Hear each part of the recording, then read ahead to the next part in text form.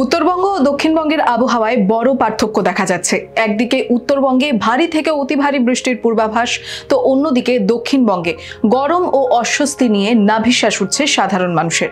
জলপাইগুড়ি, আলিপুরদুয়ার, দার্জিলিং, কালিম্পং ও কোচবিহার এই 5টি জেলায় আগামী কয়েকদিন ধরে বৃষ্টির দাপট চলবে বলেই জানাচ্ছে আলিপুর আবহাওয়া দফতর। মঙ্গলবার জলপাইগুড়ি ও আলিপুরদুয়ারে অতি ভারী বৃষ্টির সম্ভাবনা।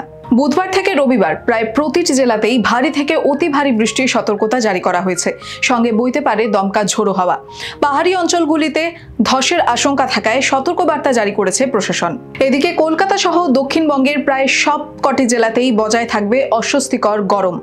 মঙ্গলবারে বৃষ্টির তেমন সম্ভাবনা নেই, তবে বুধবার থেকে বজ্রবিদ্যুৎ সহ বিক্ষিপ্ত বৃষ্টির পরিমাণ কিছুটা বাড়তে পারে। বৃহস্পতিবার থেকে শুক্রবার কলকাতা সহ দক্ষিণবঙ্গের প্রায় সব কটি জেলায় বৃষ্টির পরিমাণ কিছুটা বাড়বে, তবে শনিবার এই বৃষ্টির পরিমাণ আবারও কমবে এবং গরম ও আর্দ্রতাজনিত অস্বস্তি বাড়বে। The wall news.